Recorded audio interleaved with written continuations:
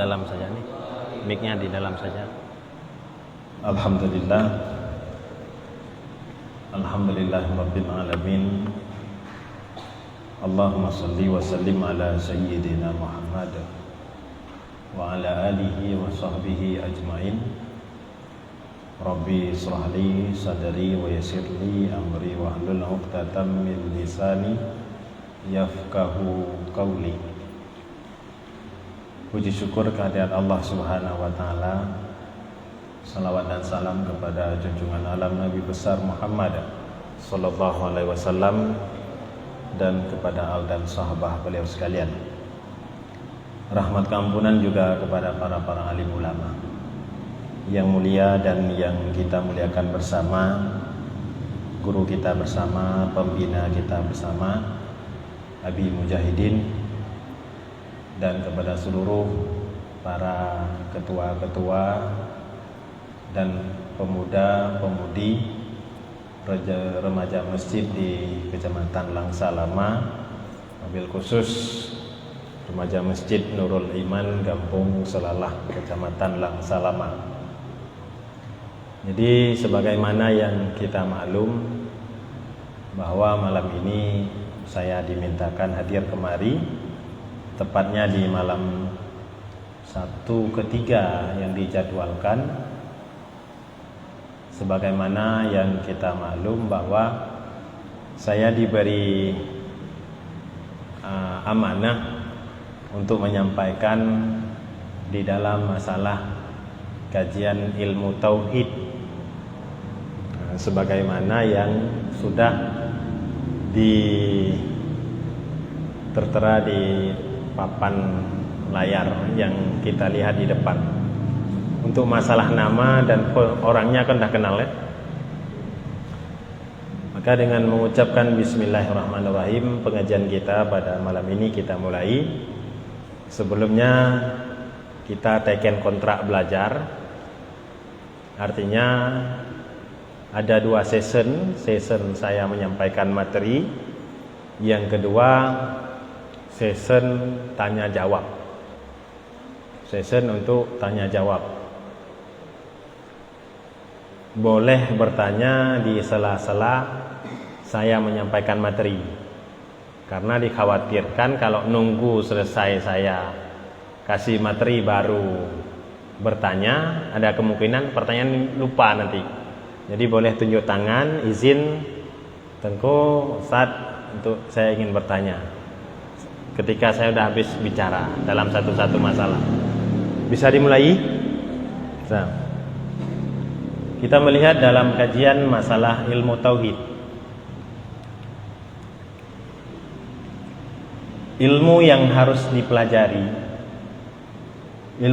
dipelajari terlebih dahulu oleh seorang muslim adalah ilmu tauhid dan ilmu fikih.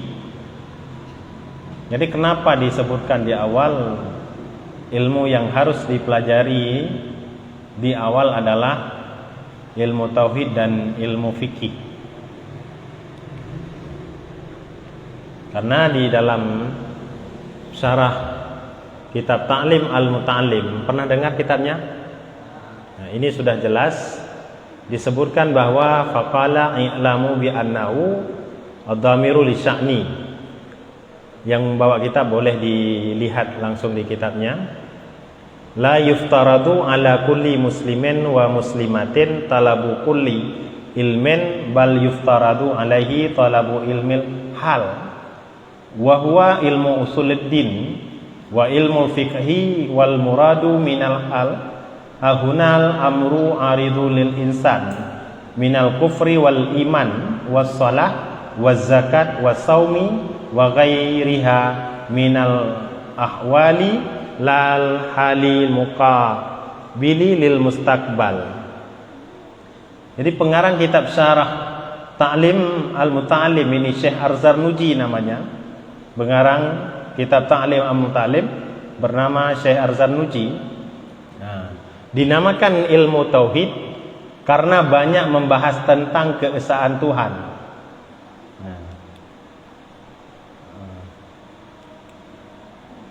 Oh, ini tidak dijelaskan ini. Nah, jadi kenapa Nah, referensinya ini. Nah,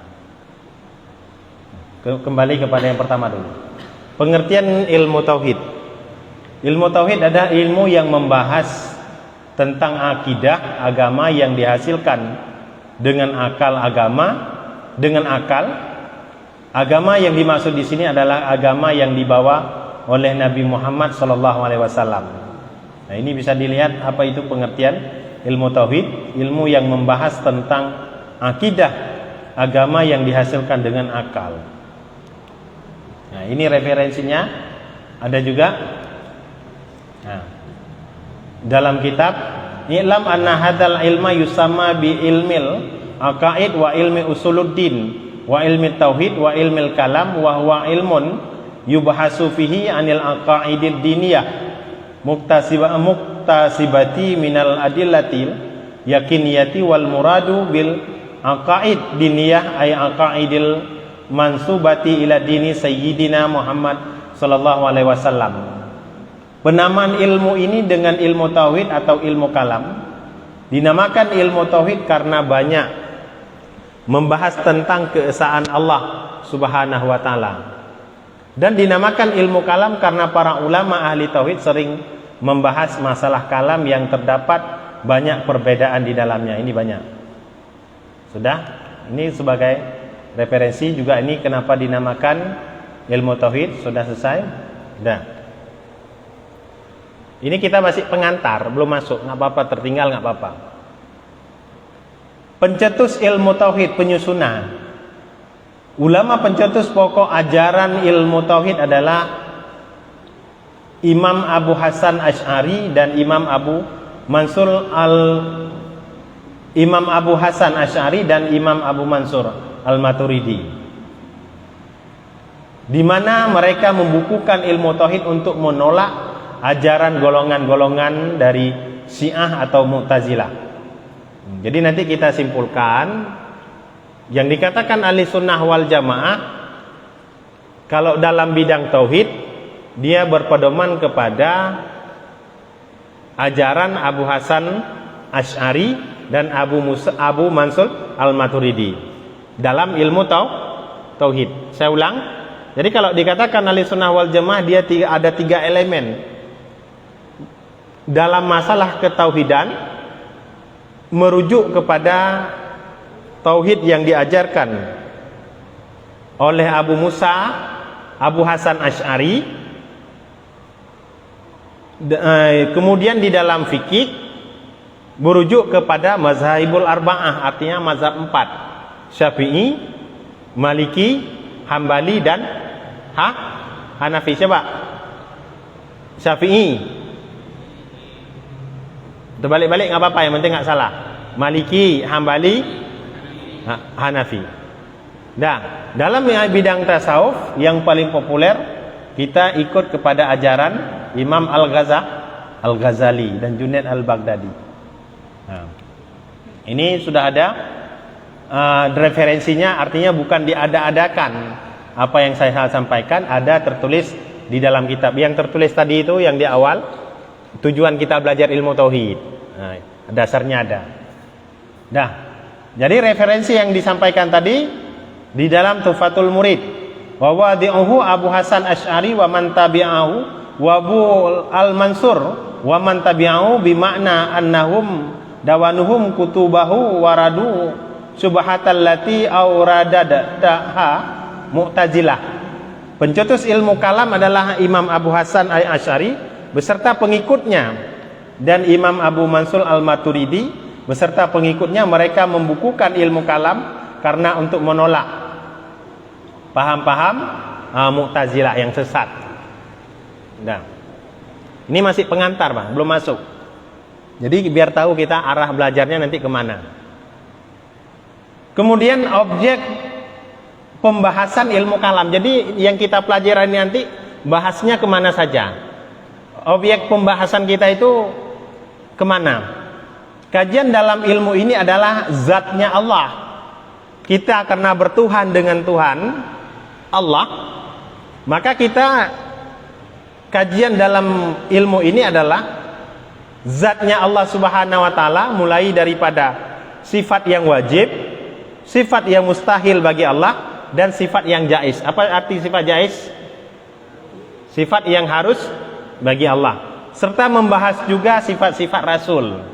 Nah, ini tujuannya, arah pembahasan kita. Ini kajian dalam ilmu ini adalah zat Allah, mulai daripada sifat yang wajib, sifat yang mustahil, sifat yang harus, beserta membahas sifat-sifat Rasul. Sekilas secara umum dia terungkap dalam 50. I'tikad 50. 20 yang wajib bagi Allah, mulai daripada wujud kidam baka, begitu kan? Kemudian 20 yang mustahil, lawan daripada 20 yang tadi. Kemudian satu yang wajib, satu yang harus, fi'lu mumkinan au tarkuhu, berbuat sesuatu yang mungkin dan meninggalkan sesuatu yang mungkin. Kemudian sifat yang wajib bagi Rasul 4, apa saja? Sidik, amanah, tablik, fatanah. Lawannya ada 4. Berarti berapa semua? 49. Tadi yang wajib 20, yang mustahil 20, berapa? 40. Tambah yang harus bagi Allah 1, berapa? 41. Tambah yang wajib bagi Nabi berapa? 4, berapa?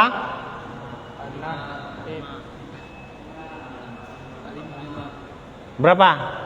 Nah, tambah yang mustahil bagi Nabi 4, berapa? 49. Tambah yang harus bagi Nabi 1, 50. Apa yang harus bagi Nabi? Ini sebagai ekstra, macam film. Macam film juga, artinya anak mudanya gini ketabrak. Ceritanya kan nggak tahu sebenarnya. Nah, jadi ini juga malam ini kita ekstra dulu. Artinya yang jaiz sebagai Nabi, yaitu bersifat dengan sifat kemanusiaan selama tidak menjatuhkan martabat seorang Nabi. Artinya Nabi ada berdagang. Manusia biasa ada berdagang nggak? Nabi ada berkeluarga, ada berpolitik, ada berjualan, ada bertani dan lain sebagainya. Ada ini namanya a'rad basyariah. Paham? Objek pembahasan kita nanti kemana tahu? Jadi nanti jangan di sini hukum sholat apa nanti tata cara sholat. Nanti kembali pertanyaan itu muncul di fikih. Paham? Karena saya yang dikasih ini. Jadi biar simple ya, nggak bangun-bangun ya kan? Menggunakan alat yang ada, ya kan lebih simple. Kalian pun kalau mau nulis pun bisa lama-lama kan begitu. Ya Bang ya? Nah, paham ya? Objek pembahasan kita, karena saya dikasih materi ilmu tauhid, kajian dalam fan ilmu ini adalah zatnya Allah Subhanahu wa taala, mulai dari pada sifat yang wajib, mustahil dan jaiz. Nah, serta membahas juga tentang sifat-sifat Rasul. Paham ya? Nah, udah, kita lanjut. Paham sampai di sini? Udah. Nah, ini referensinya. Jadi bukan diada-adakan. Nah, kita baca. Wa maudhu'uhu zatullah ta'ala min haitsu ma yajibu lahu wa ma yastahilu wa ma yajuzu zatur rasuli kadzalika wal mumkinu min haitsu innahu yatawassalu ila wujudi sani'ihi wal sam'iyati. Nah, kita terputus. Ini dalilnya dalam kitab Tuhfatul Murid. Dah. Tadi kan kita dah tahu pembahasan kita kemana saja. Tentang sifat yang mustahil, sifat yang harus bagi Allah. Sekarang apa manfaatnya? Manfaat mempelajari ilmu kalam. Manfaat mempelajari ilmu kalam. Manfaatnya apa? Ilmu tauhid maksudnya.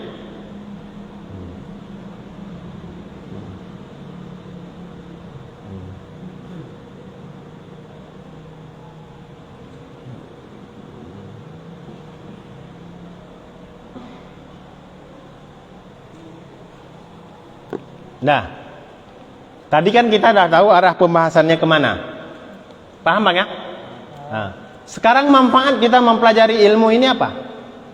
Manfaatnya adalah mengetahui Allah dengan dalil-dalil yang pasti dan mendapatkan kebahagiaan yang kekal abadi.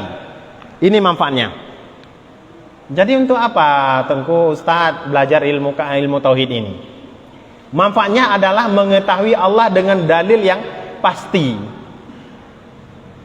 Jadi jangan ragu-ragu, kita udah punya Tuhan yang sebenarnya Tuhan, yaitu Allah. Yaitu dengan mempunyai dalil yang pasti dan mendapatkan kebahagiaan yang kekal abadi. Orang kalau Allah belum kenal, itu belum beres, Bang. Jadi kita harus kenal Tuhan, siapa yang kita sembah. Nah, sehingga dalam kalimat zikir yang kita baca, la ilaha illallah, tiada Tuhan yang patut disembah kecuali Allah. Kita dilarang bertuhan kepada Tuhan yang dituhankan, tapi kita mesti bertuhan kepada Tuhan yang sebenarnya Tuhan, yaitu Allah Subhanahu wa Ta'ala. Paham? Nah, jadi dengan kita mempelajari ilmu tauhid ini, kita bisa mengetahui Allah Ta'ala dengan dalil yang pasti. Mulai daripada tingkatan ini, dengan adanya alam, salah satu bukti bahwa adanya Allah. Maka kita sering terjebak, Bang. Ini Bang, sering terjebak ketika kita belah buah semangka, ada tulisan Allah, kita langsung mengatakan mukjizat, satu kelebihan. Ketika kita lihat ranting-ranting kayu, ada tulisan Allah. Ketika kita lihat awan di bumi ini, ada tulisan Allah, kita menganggap itu mukjizat. Kita sering terjebak, padahal ranting kayu itu merupakan mukjizat daripada Allah. Jadi tidak mesti ada tulisannya baru dikatakan kekuasaan Allah. Sering terjebak seperti itu. Nah, inilah tujuan kita harus belajar. Tanpa ada tulisan Allah saja di dalam semangka itu adalah Allah yang menciptakan. Jadi bukan berarti ada tulisannya Allah di situ baru mengatakan ini ciptaan Allah. Kita ngebayangin aja. Tahu buah kelapa? Coba perhatikan tuh buah kelapa mulai dari segini itu sampai ya besar. Coba perhatikan ketika buah kelapa itu besar, coba cari kerannya di mana? Keran airnya di mana? Kira-kira yang masukkan air ke dalam buah kelapa itu siapa? Kemudian dari mana dimasukkan? Paham? Ini merupakan mukjizat.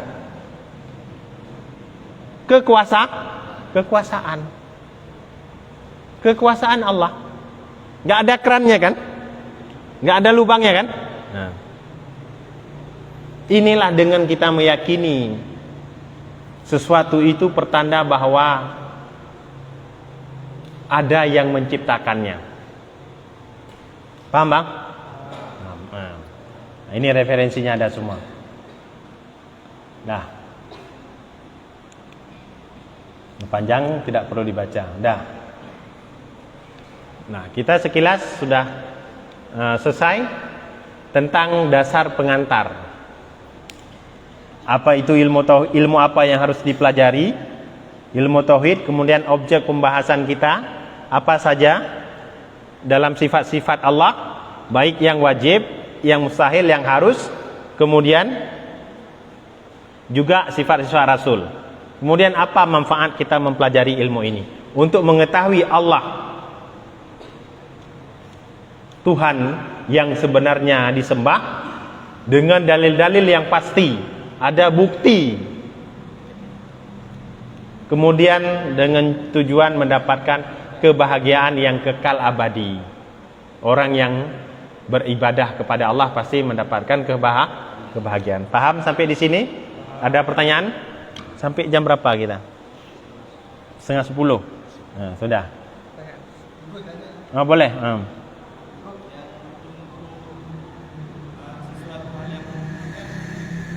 Baik. Yang ada mukjizat itu kan biasanya terjadi pada Nabi dan seandainya karomat kasih Allah kan, kalau seandainya sesuatu yang Allah ciptakan, kira-kira ya. Ciptaan, kuasa, artinya suatu kelebihan. Jadi penempatannya karamah pada ulama. maunah, pertolongan kepada muslim, pertolongan Allah, mukjizat kepada nabi. Artinya yang saya maksudkan tadi, suatu hal yang kita terjebak di dalam sesuatu, menganggap bahwa kalau nggak ada tulisan Allah itu bukan suatu kekuasaan. Jadi tanpa ada tulisan itu bentuk kekuasaan. Ini saja, ini dengan ada kekuasaan Allah itu. Bisa pahami? Dah, kita masuk ke dalam akidah, jangan sampai tersalah. Dalam bingkai Ahlussunnah wal Jamaah, pengertian secara bahasa yang pertama dulu. Dalam istilah masyarakat Indonesia, aswaja dikatakan, merupakan singkatan dari Ahlussunnah wal Jamaah. Sering dengar istilah ini? Sering. Ada 3 kata yang membentuknya, yaitu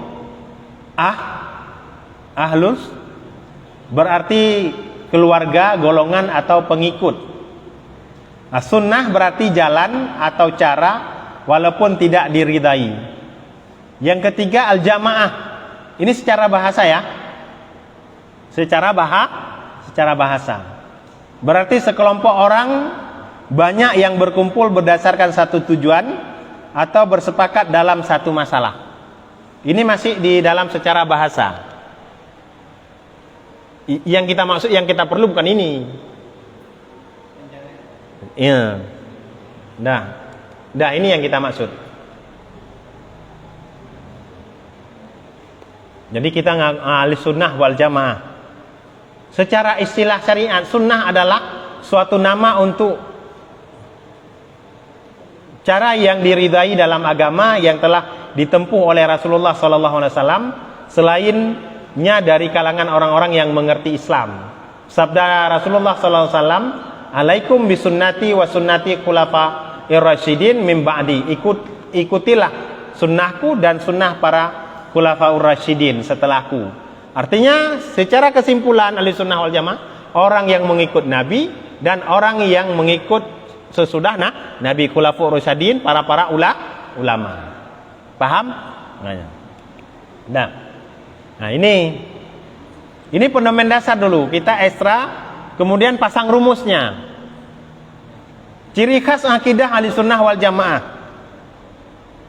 Ciri khas akidah Ahlussunnah wal Jamaah antara lain adalah Ahlussunnah wal Jamaah meyakini bahwa Allah itu ada tanpa arah dan tanpa tempat. Sebagaimana firman Allah Ta'ala di dalam Al-Quran yang berbunyi, "Laisa kamislihi syai'un." Catatan-catatan seperti ini yang perlu ditulis, Bang. Tidak ada suatu pun yang serupa dengan Dia, yaitu Allah Subhanahu wa Ta'ala. Ayat ini menjelaskan bahwa Allah tidak butuh kepada tempat yang menjadi tempatnya dan tidak butuh arah yang menentukannya. Nah, ini Bang rumus hari ini, malam ini saya berikan. Kita mengangkat Ahlussunnah wal Jamaah apa bukan? Ahlussunnah wal Jamaah. Orang yang mengikut Nabi dan orang-orang sesudah Nabi. Ciri khas Ahlussunnah wal Jamaah itu bagaimana ciri khasnya? Kan begitu biasa aja kalau ciri khas orang kita kalau pesta apa? Maka rendang kan? Begitu kan khasnya kayak gitu kan? Rendang. Jadi kalau ditanya ciri khas Ahlussunnah wal Jamaah itu bagaimana? Ciri khas Ahlussunnah wal Jamaah di antara lain, walaupun banyak, meyakini bahwa Allah itu ada, meyakini bahwa Allah Ta'ala itu ada tanpa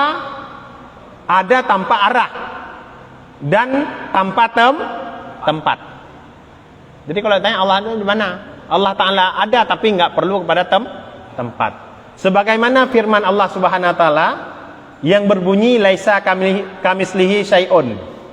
Tidak ada suatu pun yang serupa dengan Dia. Ini jelas referensinya kan? Dalam Al-Quran surat apa? Syuara ayat 11. Bisa ditulis ini.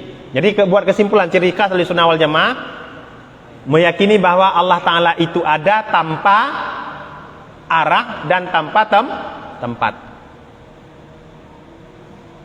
Kalau kita kan ada kanan, ada kiri, ada bawah, ada atas. Allah Ta'ala tidak demikian. Ini yang saya tanamkan kepada kalian semua, dasar bang. Kita belum masuk nih, baru pengenalan. Maka kalau gini kan lebih simpel. Kalau itu kan karena sebulan sekali pertemuan kita. Nah ini saya lambatkan, boleh tulis. Ini yang penting-penting tadi. Jadi catatannya banyak. Enak, oke, kita pakai gini.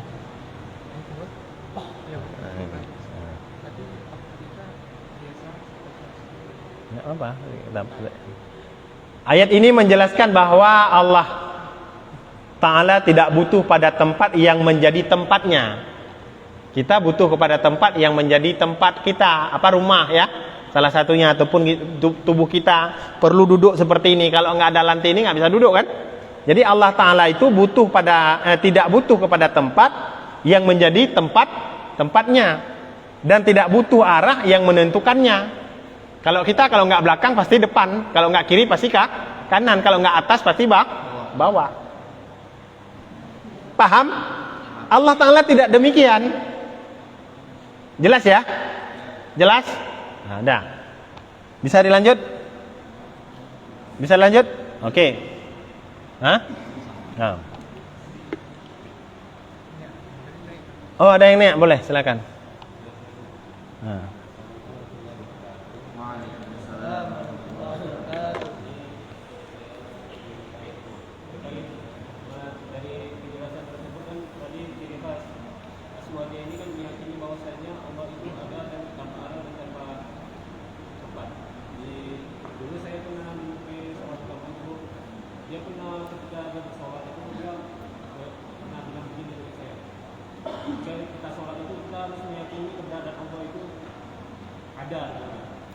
Tapi sedangkan kita itu tidak tahu kok Allah itu bagaimana bentuknya.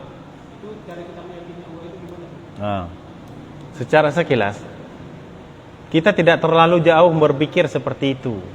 Sesuatu yang kita pikirkan yang bukan seperti kita pikirkan, begitulah Allah.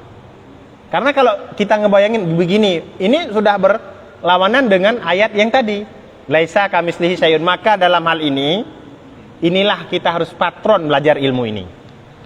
Ini tujuan yang penting. Jadi ada patron kita nanti. Kalau seperti itu terlalu liberal, kita bebas dalam memahami agama, nggak boleh. Kita nggak boleh terlalu bebas memahami agama dan tidak boleh terlalu sempit. Nantinya jadi Wahabi. Hah?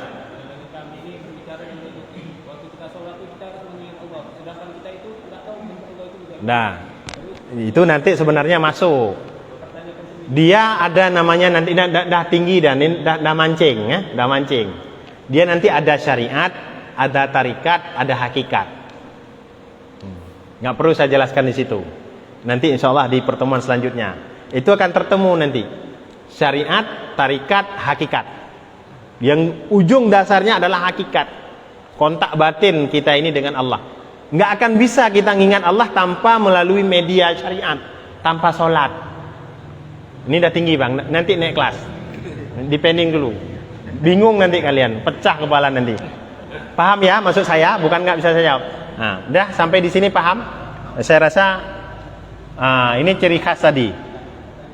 Ada pertanyaan yang perempuan, oh gini, yang nggak bisa yang mungkin terlalu suaranya kan gimana gitu kan?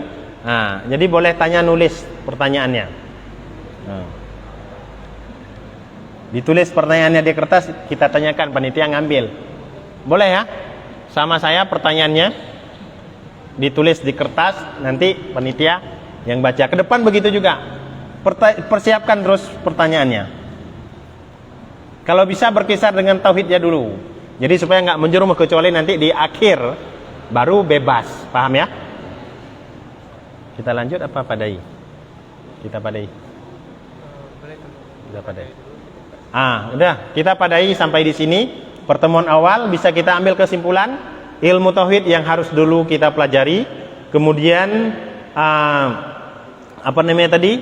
Manfaat objek pembahasan ilmu tauhid tentang sifat Allah, baik yang mustahil, yang wajib, yang harus, dan sifat-sifat Rasul. Kemudian manfaat kita mempelajari ilmu tauhid. Kemudian dalam bingkai Ahlussunnah wal Jamaah, kita sudah paham apa itu Ahlussunnah wal Jamaah, orang yang mengikut Nabi dan orang-orang sesudah Nabi, Khalifah Rasyidin, para ulama dan setelahnya. Kemudian ciri khas paham Ahlussunnah wal Jamaah, meyakini bahwa Allah itu ada tanpa arah. Ini yang dihafal hari ini, Bang. Ini yang dihafal. Jadi kamu itu beragama kayak mana? Tuhan kamu itu bagaimana? Kami ini dari golongan Ahlussunnah wal Jamaah, ciri khas kami adalah meyakini bahwa Allah Ta'ala ada tanpa arah dan tempat. Ada Allah tanpa arah dan tanpa tempat. Beda dengan kita. Dalilnya apa? Laisa kamislihi syai'un. Jadi ayat ini menjelaskan bahwa Allah Ta'ala tidak butuh kepada tempat yang menjadi tempatnya, dan tidak butuh kepada arah yang menentukannya. Ya, bayangin kalau kita kalau nggak ke kanan ya ke kiri, kalau nggak belakang ya depan. Allah Ta'ala tidak demikian. Ini ciri khas kita. Mungkin saya rasa kalau di sekian banyak yang saya paparkan, ini saja yang kalian ingat kajian tauhid malam ini. Kalian bungkus bahasanya. Saya ulang, coba bayangan. Dibayangin, yang ada foto langsung difoto aja, bercepat. Menggunakan teknologi HP, mahal-mahal dibeli kok nggak. Kalau nggak ada pertanyaan, boleh untuk ke depan. Insya Allah kalau ada umur panjang, pertanyaan ditulis boleh juga. Secara langsung boleh juga. Ini udah habis. Kita padai sampai di sini.